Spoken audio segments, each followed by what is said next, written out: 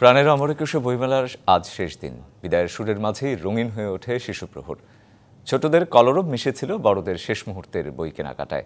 মাসব্যাপী বইমেলার শেষ সময় পছন্দের বই কিনতে ভিড় করছেন পাঠকরা।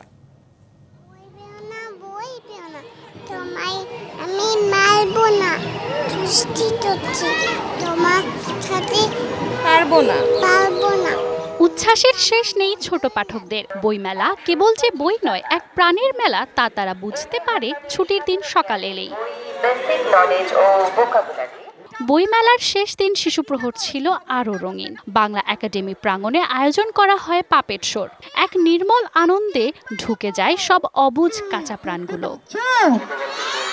কেউ কিনছে বই, কেউ বা গল্পের আসরে মেতেছে হাতে তালি দিয়ে। কি বই কিনেছো? প্রত্যেক বছরই আমরা বইমেলাতে আসি, পাপেট শো দেখে বা সবাইয়ের জন্যই একটু ভালো হয়, বিনোদন।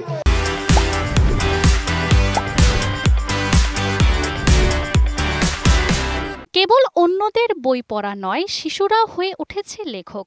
বড়দের পাশাপাশি খুদে লেখক আরাত্তিয়া লেখক হিসেবে আত্মপ্রকাশ করেছে এবারের বইমেলায়। লিখেছে গল্পের বই। আমার প্রিয় গল্প হচ্ছে আমার গল্প জিতুল ভূতের কথা। আমার এই বইটা অনেক পাঠক ক্রেতারা কিনেছে আর তারা বলেছে যে এই বইটা ভালো হয়েছে, তারা পড়েছে। মেলার শেষ দিনে বড়দের আনাগোনাও ছিল চোখে পড়ার মতো। বইমেলায় না আসলে আসলে সারা বছরটা কি যেন একটা অসম্পূর্ণ থেকে যায়। বাংলা বইটা অন্যরকম অনুভূতি, তো আমার শেষ দিনে এসে খুবই ভালো লাগছে এবং আমি মেলা থেকে বই কেনার যে একটা আলাদা অনুভূতি, সেটা সব অন্যরকম একটা অনুভূতি কাজ করে। প্রাণের এই মেলার রেশ রয়ে যাবে আসছে ফেব্রুয়ারি পর্যন্ত। এই অনুভূতি নিয়েই বিদায় একুশে বইমেলা। বাঙালির প্রাণের মেলার আজ শেষ দিন। ছোটদের জন্য যেমন ছিল সকালটা রঙিন, বড়রাও এসেছেন শেষ দিনটা উদযাপন করতে।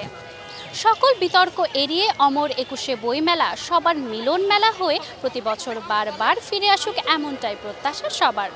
Manjuma froze Nilima, DBC news, অমর একুশে বইমেলা, ঢাকা।